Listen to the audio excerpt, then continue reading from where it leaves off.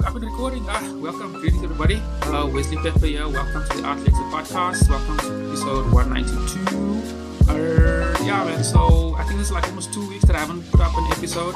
A lot of technical problems. You guys know I do this gig on my own, so shit gets hectic. It does, and I'm still wrapping my head around. Yeah, a lot of technical stuff, but it'll all work itself out eventually. But yeah, that's everything to do with with as far as an intro as it gets. Today we're talking movies. As you know, like that's probably, I guess, everybody's favorite pastime. And if you're in South Africa, it's raining today. So it's definitely movie weather. So it's kind of perfect to talk about that. So we're talking to Tendayi Nyeke. But we actually talked. There was a writer, director, and producer of a very interesting film called Loved Out, and we'll be talking everything that is dramady. So, by the way, we're gonna find out what is a dramady. It's a very fun word. So, firstly, today, welcome, my sister. Thank you for taking your time out. I trust you're pretty busy because Oh, your launch is around the corner. So, good afternoon and welcome. And how are you doing? I'm awesome, Wesley, and I totally relate to the doing things on your own thing and how that can Hey, be a challenge. I didn't do it Ash. all on my own, but I hear you and kudos to you for keeping the passion going. Thanks, man. Salute, salute. Yeah, yeah. Yeah, man. As you know, maybe we'll touch a little bit about that because I definitely want to get into the cast and all those type of things. Like the arts in South Africa, you have to be multi-talented, uh, wear multiple hats. I don't think multi-talented is accurate. Mm-hmm. But anyway, enough about me. So It's loved out. accurate. It's a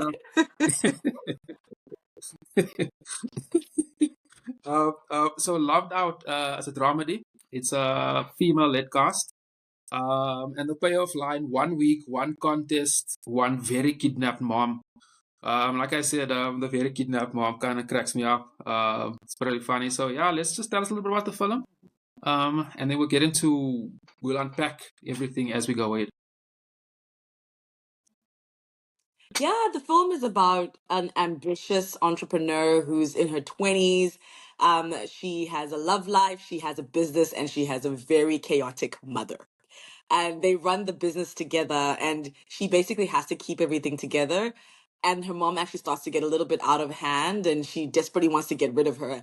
And her wish comes true, but in an unexpected way when her mom gets kidnapped in a moment in her career when she's trying to raise money to take her business to the next level. And so she's caught between trying to elevate her business and trying to save a person who is causing so much drama in her life, but someone that she absolutely loves, but finds frustrating to love.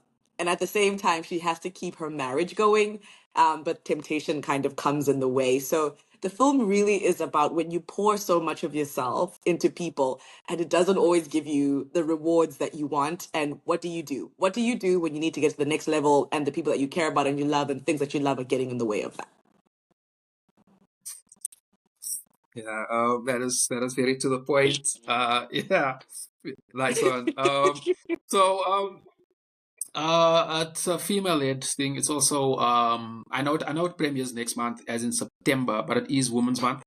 And I know you guys got a Mhm. a, a pop-up happening sometime in August. So is the Yes. aligning of this also to do with Women's Month? Is that also part of the marketing behind the film, behind the rollout? Oh, of course. I mean, I think as a filmmaker, as a female director, writer, producer, and I had two other producers working on this project alongside me and helping to bring this project to life.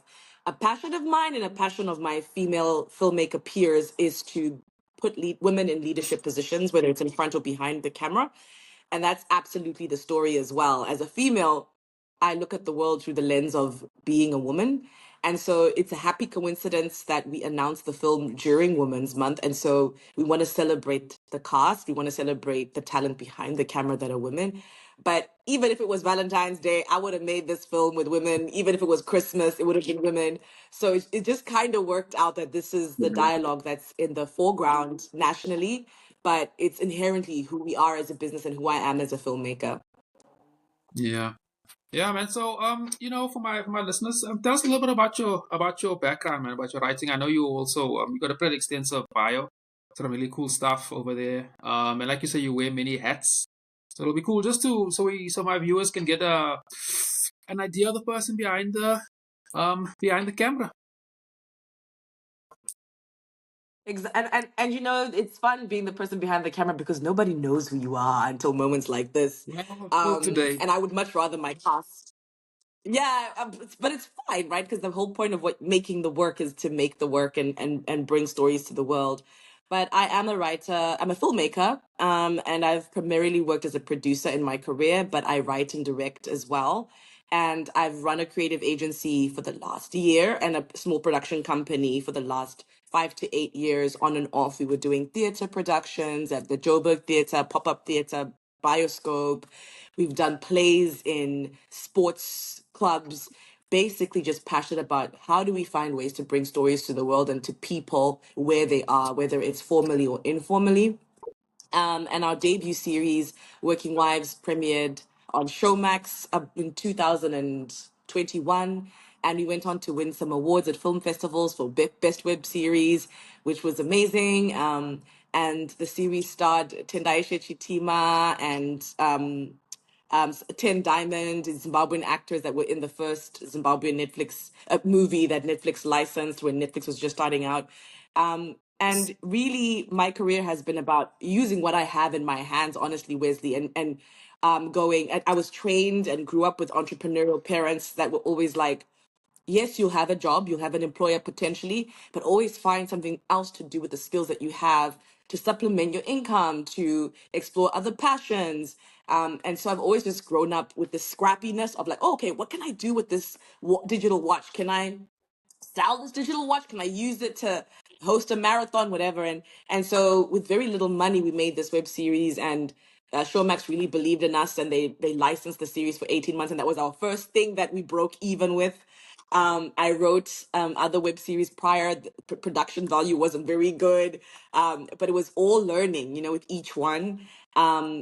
I was actually one of the co-creators of Our Perfect Wedding. So my background is really creating. It's really kind of creating formats and creating worlds where people can gather and enjoy and experience things. And then have worked as a commissioning editor, which is as someone who works at a broadcaster who's working closely with filmmakers as well as the broadcaster to meet the strategy of the broadcast, but also to hold hands with filmmakers to make the best quality films possible. And the whole time, always making stuff independently. And this is the biggest project we've done independently that we joyfully are going to be showing at Ster-Kinekor, New Metro, and Cinecenter. Yeah, And yeah, it I want to really get to is that. my DNA. I think I'm a weirdo. I think I'm a weirdo. I think I've got a bit of a quirky personality, and the film feels like that, with other quirky personalities that are in it. So this is a really big, beautiful moment for us where we were able to do this independently with the support of the National Film and Video Foundation and other funders. And we want everyone to come and see this movie. So thanks for hosting me in this interview, Wesley. For sure. I wanna get into the film a little bit. Yeah, I see the sort of the theme of food is pretty consistent. I mean, there's a 1 million rand hottest culinary spot. Like it seems like it's a part of the plot. A lot of food. So is this also a movie for foodies? People who like comedy, who like good food and that type of thing. Honestly, I think the food is a stand-in for any kind of hustle, really. So Ah, the food is actually used as a comedic device. So if you're a foodie, be ready okay. to look at food differently. I mean, we're gonna see food, but it's not really about the food. It's about running a business. And they're two entrepreneurial threads. One, the villain in the film runs a media company, and a digital media Yeah. company, and then she runs a restaurant. So it's really about the business side of it. And less the I mean, the food has a theme, but it is, like I said, used for comedic effect versus to make people salivate and excited about eating. You might not want to eat after you watch this movie. I don't know. This actually remind me of a question, and I'd like to hear what you say. So, I mean, like when I get it, there's a lot of humor, and like you say, like your food is a sort of adds to that. How different is writing comedy to writing, I guess, drama or a thriller? Is it I guess is it harder? Because I mean, my understanding is because I enjoy comedy. and I enjoy art, and I always figured that comedians got a pretty tough gig, because not everybody finds everything funny. So yeah, can you just tell me a little bit about that? So in my past life, I actually made a reality TV show following a comedian, Carl Joshua Ngube, who was trying to break the Guinness Book of World Records for most comedy shows performed in a week. And it really lifted the curtain on how stand-up comedy works, in that yes, there's an improvisational part, but a lot of it is scripted and a lot of it is tested and rehearsed. You have to kind of throw the joke out and see how it lands, right? Because there's so many ways to tell a story and so many ways to crack a joke, but depending on who's Exactly. listening, they may or may not find it funny, and there's context. And I think that's Yeah. what makes comedy hard, air quotes, is that the listener is who determines that it's funny, not you, the person. You might find yourself absolutely hilarious, but the people that are listening to you are like, I don't get it. So I found, even in the process of making the film and even casting the actors, I had to find actors that got my humor, because in the way they delivered the lines, you could tell if they got what I was trying to go for, because it was about timing, it was about how you say something and not just saying the line. And so that was pretty important, like that they got my sensibility so that they could execute my sensibility.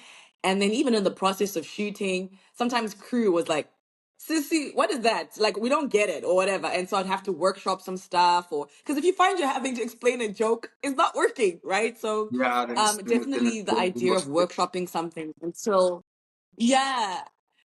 So it's, I don't know if hard is the right word, but I think it's its own process, and um yeah, just kind of doing what you need to do to make it work within the context that the joke is going to be in. And then hopefully many people get it, but they don't always, and you have to just make peace with that.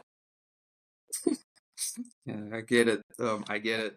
Let's talk about the cast, man. Can Yeah. you tell us about the lead actor and all the other actors? Who are they and their various roles?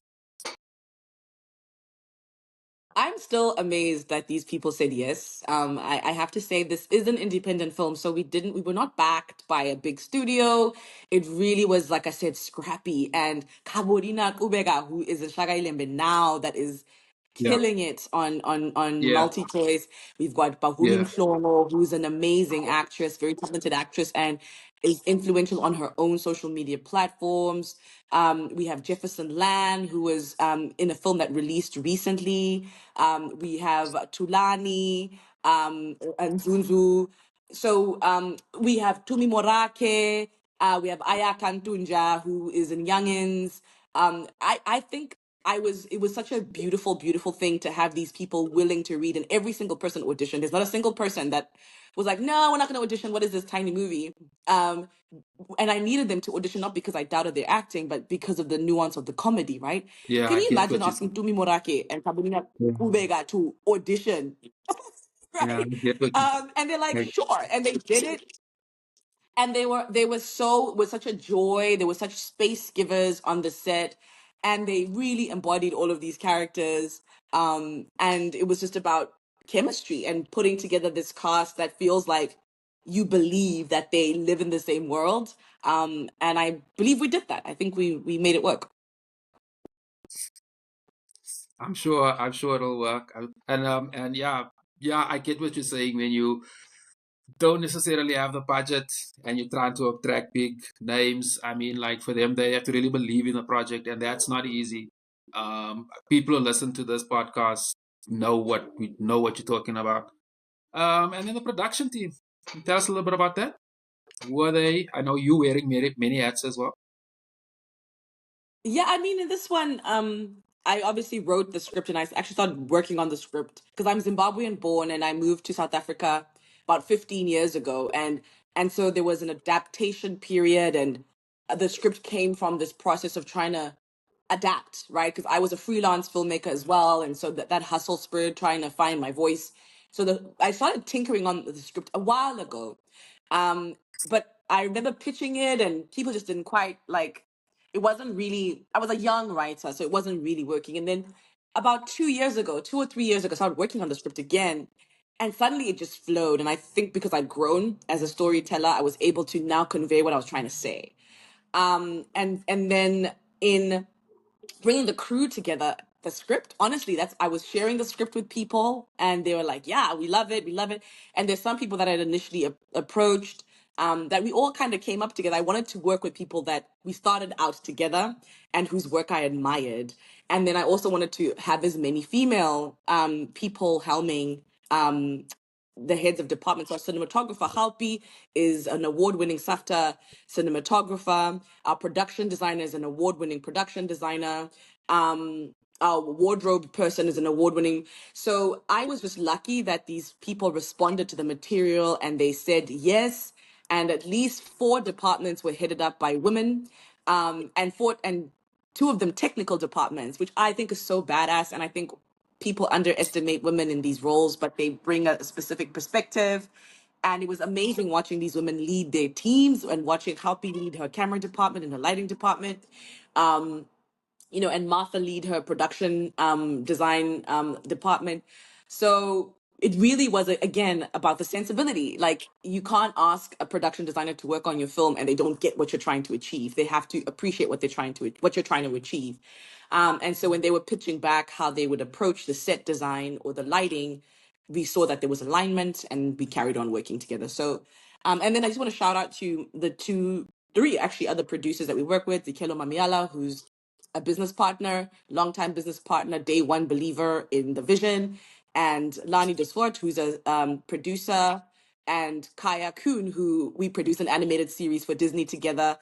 And again, these people are like badass fire producers that agreed to be paid next to nothing to just help me make this movie. So I'm so grateful to them supporting this vision. Yeah, I read up about your animation, and I honestly, I would like to do a full length thing. So I'm super interested in animation, especially from a African perspective, because I am Sure. Pan African, and I'm also a visual artist. So like, just that aesthetic. Mhm. But I kind of just want to keep it to, yeah. I just want to keep it to the to Loved Out for now. But like that's very cool. That's that's Okay, that's sure. that, that that's really cool. Um, Shit, I forgot the question. Okay, the production team. So the It's okay. rollout. Animation's very cool. Yeah, it is. It is something I've got to. I also like the different format. I think also now because of different devices, it just looks cooler on like tablets and phones and so forth. But I remember I saw you. It premieres on the 18th of September, and the national rollout is the 26th of September. Please explain to me what's the difference Mhm. between the two. So the premiere is for guys like you, so you can come and see the movie, and write about it, review it, share about the film a week before the release. So it's just kind of giving an opportunity to the industry to be in Okay. this moment with us and amplify the word. And then the 26th is when tickets are available to, you can buy the tickets ahead of time. We'll announce the ticketing date or the date when tickets are going to be released, and also some competitions for people to attend the premiere with the cast. So that's the difference. So the 26th is when it's open for the public, and then the 18th is for our community as an industry to get behind the film, see the film, share the news about the film. Okay, so like you said, it's at new metros, a Ster-Kinekor, and those traditional cinema houses. Interesting point, and this we do have Tune time Center. for. I'm very interested to know the difference or how films strategize. So, I mean, streaming platforms has completely taken over everything, including in my industry. Well, not my industry yet, but that's a topic for another day. But it's a big thing, streaming. So the I guess like what's your guys' strategy around that? Is it just gonna be on the traditional cinemas, New Metro and Ster-Kinekor and so forth? And because you did mention Showmax, but I'm actually quite also interested in Netflix. But just explain the beginning, sort of the difference between the two and the strategy and so forth. There's a different, we'll announce all of that stuff down the line, but though there is something really beautiful about a cinematic experience. Of Yeah. course, sitting at home watching a movie is phenomenal, and everybody wants their movie to exist forever in a streaming platform. And of course, once we have more news about that, we will share that news. But right now, we feel like people going outside to experience entertainment in this way is something that we really want. Like, there's something really special about sitting in a dark room, hearing people laugh at the certain jokes that you're finding funny, and experiencing that sense of community and communion around Yeah. other Yeah. people in a space. And something that's important for us as a company is for our content to stimulate conversation outside of the film. And so the beauty of streaming is that it extends conversation. You can still have those conversations after the fact, where you talk about a shows like Baby Reindeer, Adolescence, things like that, had incredible conversation around them. But One of Them Days, which is a comedy show that a comedy movie Issa Rae produced, the one with Kiki Palmer and SZA in it, and it was distributed and produced by Sony. I went to see that in the cinema with friends, and we were laughing out loud, clapping, and there was a sense of community and going over and over again. And even though it's on Netflix now, there's just something super special about being in community with other people in a room. And so that's a moment we really wanted for Loved Out, because it is about the creator community, the side hustle community. And there's something really special when you're together in a room and you can experience a moment like that. So we want to do this theatrical run. We're doing this theatrical run to bring community around the film. And then we've got these activations that we talked about, these in-person moments where we can have extended conversations about the film in person. And we're going to announce more of that soon in August Women's Month. We're also going to have a podcast. So for us, it's just important Yeah. to I wanna extend the ask about that. conversation beyond just the movie. Yeah.